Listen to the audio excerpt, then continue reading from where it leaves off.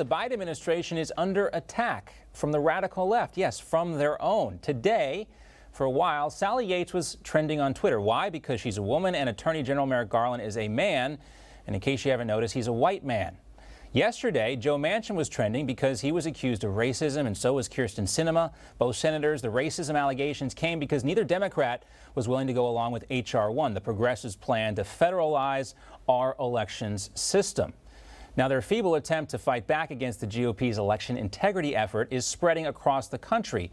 Nancy Pelosi, Chuck Schumer, Joe Biden, and people like South Carolina Congressman James Clyburn are all trying to fix a system that they've broken over the better part of a half century by, get this, they want to give themselves more power. And if you don't support them, well, it's not just that you're racist. This is literally the end of our civilized world. If we're not careful, the greatest democracy on the face of the earth, will go the way of the Roman Empire. The history is very clear.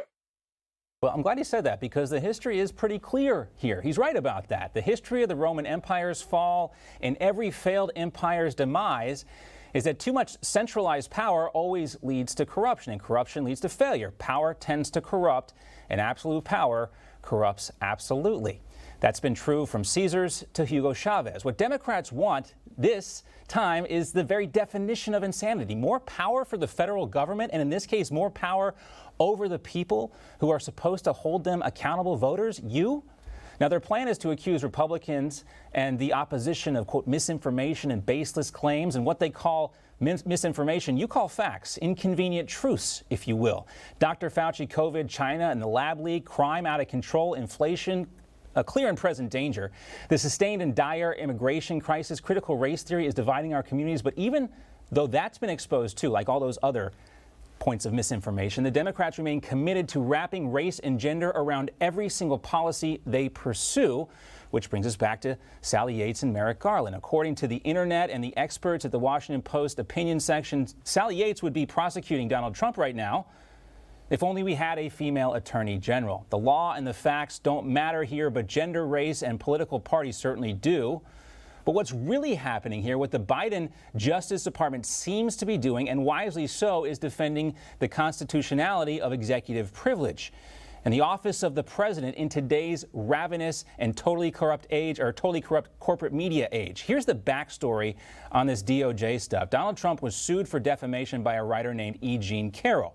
In 2019, right before the release of her book, she accused Donald Trump of assaulting her at a New York City department store back in 1996. She had also stated in published reports that it was, quote, 15 minutes of my life and it's over. It was an action. It was a fight. More importantly, here's what she said, quote, it was not a crime. Again, she said it was not a crime. Now, flash forward to 20 years, and Donald Trump becomes president, and Carroll's accusations resurface in that book you just saw there on the screen. It was titled, What Do We Need Men For? A Modest Proposal.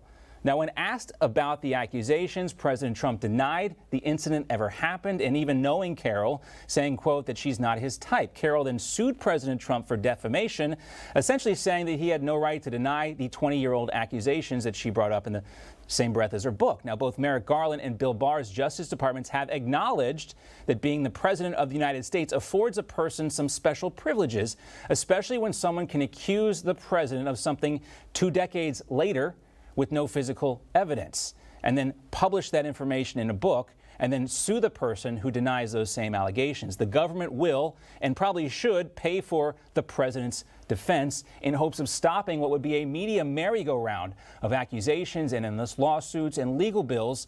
And this applies to all future presidents, not just Donald Trump. This just doesn't protect him. It protects the institution of the presidency. In other words, this is not about personality. This is about policy, which, of course, is impossible for the left to compute.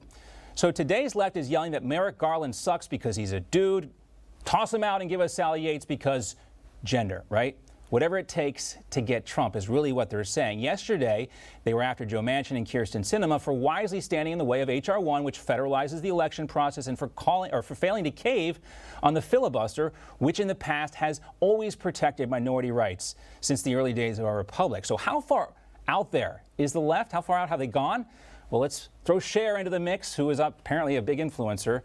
and the left-leaning world. She is so focused on the superficial here that she confused New York Senator Kirsten Gillibrand with Arizona Senator Kirsten Sinema. Cher tweeting to her nearly 4 million followers, quote, "If there is any way for New Yorkers to kick her out of the Senate, they must try before she hands our country to Trump and his criminals." Now, she was talking about Kirsten Sinema, but of course, Kirsten Gillibrand is a senator from New York. Now, I guess all blonde senators must look alike to people like Cher, who tend to focus on things solely like race and gender and not actual substance. Cher, to her credit, has since apologized, and Gillibrand quit back, "No problem, Cher.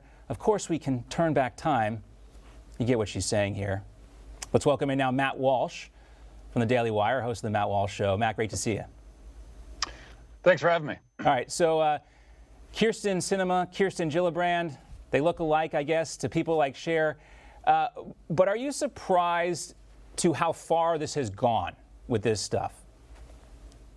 No, I can't say I'm surprised at all. I mean, I think we use the word cult a lot. It's one of the many words that's way overused, and especially in political discourse. But this really, it's a cult-like mentality. This identity politics. It's a cultish way of thinking where they just can't see outside of identity, as you point out. Everything boils down, like every single issue now. It's not an exaggeration to say that. Yeah, every single issue for the left is going to come down to either race or gender or both. They're going to find a way to tie it back to that.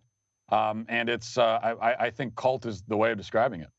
And it's the cult, of course, it blinds people. And we have, you tweeted this out yesterday and it caught our attention. You can see the juxtaposition here of the way this is handled left versus right.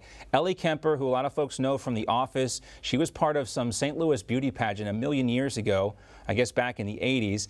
There is some esoteric tie to the past. People accused her of being racist because of her affiliation with this St. Louis veiled prophet ball. Of course, she has pulled this whole harikari routine, self-immolated here. I was not aware of the history. Ignorance is no excuse and all that. But we have this Yale psychiatrist now also who's fantasized about putting 5 bullets in the heads of conservatives because they're not able to be spoken to.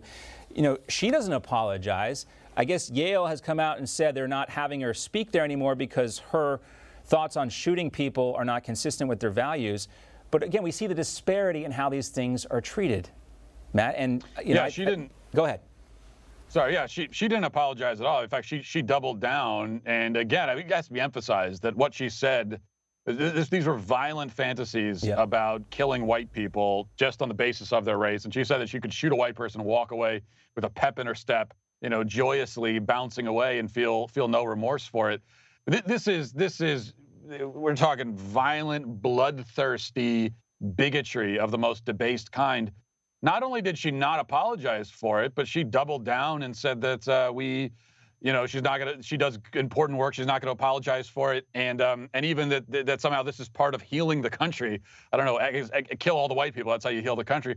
Ellie Kemper, on the other hand, she was 19. She went to this dance, and the knock on this organization is that it's existed for over 100 years. And so that means that the people who founded it didn't have enlightened racial views by our standards today. But of course, any institution or organization or event that was founded more than a few decades ago anywhere on earth is going to have been founded by people who had unenlightened views on a lot of topics, not just race. So by this logic, I mean, every single person who's been to a baseball game should apologize. Basically, in the Klan, they should apologize for supporting this organization with a racist past. It never ends. But I'm not in any mood really to defend Ellie Kemper because she apologized. And even though she had nothing to apologize for, but when you apologize, you are admitting guilt. And so she is admitting guilt for something she didn't do, and people just need to stop doing that. Yeah, we're not here to defend her either, but the writing's on the wall when you don't do it the right way. We saw what happened to the poor bass player from Mumford & Son or whoever it was, that group. You read one book by Andy Ngo, and all of a sudden your whole entire career's over. So you see why they're so reflexive with their apologies. All right, let's also update everyone on the AOC abuela story, Matt. You got AOC's attention right away, and you raised a lot of money for her on GoFundMe. Everybody probably knows who's been following this story. The money was refunded. But one of the things that caught me by surprise is there were a lot of people on the right that were upset by your GoFundMe effort here. What was your reaction to that? Yeah, I couldn't quite figure out what their criticism is. One thing I've heard from some, and I think they're in the minority, but some voices on the right said, "Oh, you're trying to fund, you're giving money to the enemy." Well, I want to be clear that AOC's abuela is not my enemy. She's just presumably a sweet old woman, and she needed her home fixed, and so we tried to fix it. And then there's other criticisms like, why are you focusing on this issue rather than this other issue over here? Why are you doing this fundraiser and not that fundraiser? That kind of thing. It's always a cheap criticism because obviously we can only do one thing at a time, and everything we do in any given moment is not going to be the most important thing all the time. I think it's just maybe there's some people looking for a reason to criticize, and so they desperately grasped at whatever they could find. When in reality, I think that this effort, all jokes aside, if we could put them aside with this for a second, this effort proved a number of really important points. And so I would say, although it's unfortunate that we couldn't get the money where it needed to go, in terms of learning lessons and revealing some important truths, it was a success in that regard. Yeah, kind of following up on some of the comments on that discussion, I kind of sat there on the outside and was like, I mean, there were like dissertations written about whether this was a good use of the internet and your time and everyone's attention to focus on this. One of the things I was struck by was, well, it ultimately worked because since AOC turned down the money, Matt ultimately won with his troll. This is like classic overthinking here. What was really the motivation for doing this? Was it really just to help AOC's grandma? Well, I think it was there's a lot of things. I mean, this was a problem. Okay, this was a problem that needed to be fixed. AOC is a wealthy politician, single woman with 2 apartments and a Tesla that she just bought or leased recently.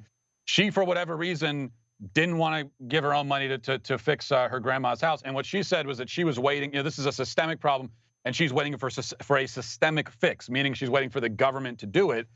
And she's going to sit there, and if it takes 5 more years to be done, then that's how long it's going to take. And we said, no, see, you can't always wait for the system to fix every problem. There are a lot of problems while you're waiting there for the system to do it.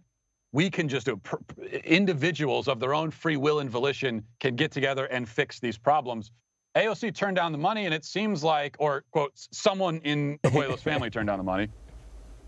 It almost seems like she would rather have the problem than the solution because the problem is more politically useful.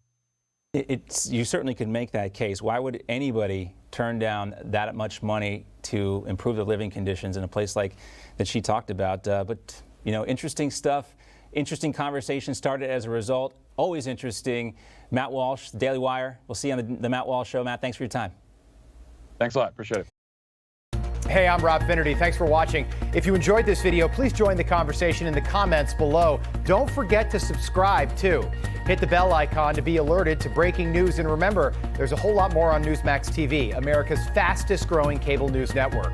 Newsmax TV, where real news for real people.